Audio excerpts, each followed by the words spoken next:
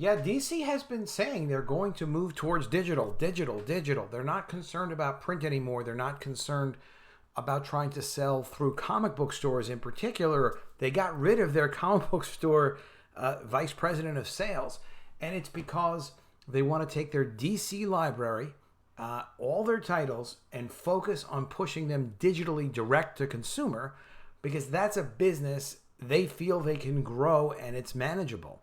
They already have some people that buy digital comics from DC. There are all sorts of digital comics that are sold. I like print comics better than I like digital comics, but that doesn't mean that that's the future of the business.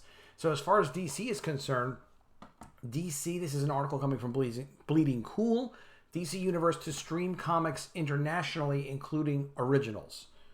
When the DC Universe app launched streaming services, streaming DC TV series and comics, the biggest criticism it got was that it was USA only. While Marvel Unlimited was international, the DC app wouldn't cross the border. So if you wanted to stream DC Comics digitally, you might find yourself using less legal options. Interesting. So they didn't make the comics available internationally, and people would get bootleg, stolen versions of the DC Comics. Let's get into this article before we do. It's a huge help to me. Subscribe to the channel, click the bell for notifications, and this way you can find out whenever I'm releasing new articles on this and new videos. But in 2021, as the DC Comics TV series leave the DC app for HBO Max and the like, DC Universe will be getting a lot more digital comic books to replace it. And more importantly, it will go fully international. So they're gonna make their comics available internationally. Like, well, I mean, that's not that big a deal. Why didn't they do that in the first place? I don't know. Maybe there's an explanation. But Jim Lee has said in Hollywood Reporter, and he said clearly that their focus is on expanding their digital comics business, and they will release more digital comics than they release print comics, and the print comics will be based on successes in digital. Obviously, that could take a little while for them to transition to that, but they're basically going to say that, yeah, our focus is digital, and if we have success in digital, yes, we'll do a print version. But not in every case. In January 2021, DC Universe will relaunch as DC Universe Infinite in January 2021, and in the following summer, begin its expansion into international markets in summer 2021. Why in summer instead of January? Because January is just around the corner. It takes a little time, and they're going to make a serious push, obviously. On relaunch, DC Universe Infinite will contain 24,000 digital comics, and new comic books will be added to the streaming service 6 months after the original publication, rather than at the current with their digital first titles such as Aquaman Deep Dives, Batman Gothic Knights, Deceased, Hope at World's End, Harley Quinn Black plus White plus Red, Injustice, Year Zero, Shazam, Lightning Strike, Superman Tomorrow, Swamp Thing. All right, Wonder Woman 84 will stream only 3 months after publication. They will also publish brand new original titles only available in DC Universe Infinite featuring existing characters. See, so what they're saying is if you want to get the DC Comics and you want to get DC original titles with existing characters, hello Batman, hello Wonder Woman, like, if you want to get existing character content, you're going to have to go into this exclusive platform that they have it for, this digital first platform. And you're going to go and you're going to read it digitally because that's how they're going to produce it. You can refuse to read it, and that's fine, but you're going to miss out on what's going on with whatever characters they decide to push through that distribution channel. And that is how you can also tell when an entertainment company, like any of these entertainment companies, are serious about a platform. Like when Disney Plus is producing exclusive new Star Wars content only available on Disney Plus, guess what? They think that's their future. This is all part of what Bleeding Cool has been reporting on, a recent decision at DC Comics to shift away from monthly print comic books in favor of bookstores and digital markets, rather than the former focus on comic book store, because the comic book store market has completely collapsed. There are less than 2,000 comic book stores now, and as a result of the major health event, Yelp is reporting that at least 60% of independent businesses have closed. as a result, because people have been really hurt in business, and obviously some number of those have to be comic book stores. So there's probably going to be a higher percentage of restaurants closing than comic book stores, at something like 80%. But still, it's going to be pretty terrible for comic book stores. So DC looks at it and says, hey, there's no more market in comic book stores. They don't exist. Yes, there's direct to consumer, and that's why they focused on distribution through two big mail order retailer companies that heavily discount new issues, and allow other comic book stores to still get their comics through those mail order companies as if they were super fans. They consider comic book stores to be super fans. I mean, that's just the nature of it. That's the way things actually are. Though publisher Jim Lee says, our fans love the platform's robust library of comic books, and with the transformation, we will not disappoint. I'm excited to share that not only will DC Universe Infinite members still be able to read all the great comics they've enjoyed, but new issues are debuting on the platform quicker than before. Digital-first exclusives are being created, and the members-only events will begin as soon as possible. There's never been a better time to be a DC fan. Okay, well, he sounds enthusiastic about it. The community area will be free to all registered and premium subscribers, with a full calendar of events planned for 2021. As for the new TV shows, existing DC Universe subscribers will be given the option to add HBO Max to their subscription for $4.99 per month. Very interesting. So they're going to cross-sell those platforms. If they live in the USA, of course. Yes, of course. DC Universe Infinite will continue to cost $7.99 per month, or $74.99 for a full year, and will roll existing subscribers into the newly named service.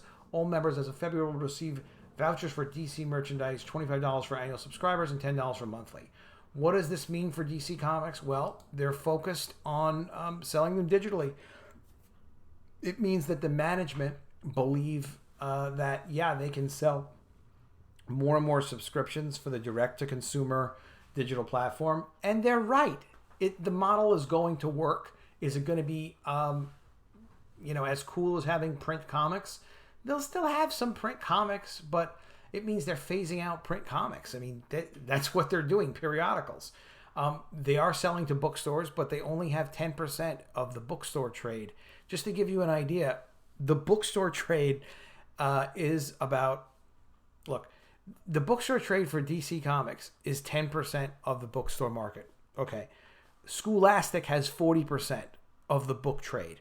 Scholastic. 10% of the entire book trade literally is Dogman. That's just what the numbers are. So Dogman sells as many copies as all of DC Comics' sales to the book trade. Now, the CEO of Warner Media, Jason Kilar, believes in digital direct-to-consumer.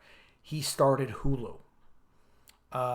He now is launching their HBO Max. They've launched successfully. Jason Kilar, the CEO of Warner Media, used to be at Amazon directly under Jeff Bezos as one of their senior vice presidents. And he's very familiar with manipulations of data and algorithms and upselling and cross-selling and all that fancy schmancy stuff. So that's why they particularly love the idea of, okay, we can sell comics direct to consumer through this streaming platform. And they know, okay, well, we'll produce new Batman comics. Those new Batman comics is something that's going to generate them some amount of revenue for decades, as opposed to a print comic. And the economics of individual periodical print comics are terrible for DC. So you'll see a lot more digital direct-to-consumer. I don't subscribe to this. I have no idea if it's great or not, but what I can say is, having looked at their website a little bit, yeah, it's cool to be able to go back and read old copies of old comics, in particular, like the Neil Adams Batman and all the cool stuff that was produced, in the 70s and the 80s. As far as new stuff goes, if you're interested in new stuff, you can find it, you can read it. It's all in one place, and they're going to allow you to subscribe to it, and you'll get exclusive content. A comic book store can't compete with this. A comic book store has to think about how they're going to be in a different business model, because they do not have the support of DC. In fact, DC is actually competing with comic book stores by doing this move, and comic book stores, I'm sure, are aware of it. Give me any comments below what you think of their move to really aggressively focus on digital comics. This is what they said they were going to do. You know, we did videos about this a few weeks ago. This is what Jim Lee said they were going to do. And this isn't Jim Lee's decision. He's got the marching orders from above. This has nothing to do with their new general manager and whatever he's trying to do. This is their business. The new general manager is going to be in charge of executing on this and pushing this and making it successful. So he better do that. That's what his responsibility if he wants to continue to hang around there. But yeah, they believe they can sell DC digital comics direct to consumer and grow the business and sell it internationally. We'll see what happens. We'll see if they give out numbers on the subscriptions. There are app services that will tell you how many app downloads have been done and also how much revenue is moving through apps. And we'll explore that, I'm sure, in the next few weeks, in the next couple months, and kind of see how this all goes. But yeah, they're not giving up on comics, but they are giving up on print periodical comics. That's dead as far as DC is concerned. And they're making it clear because, you know, they're not producing comics exclusively for comic book stores anymore. They don't consider that to be a business for them, obviously.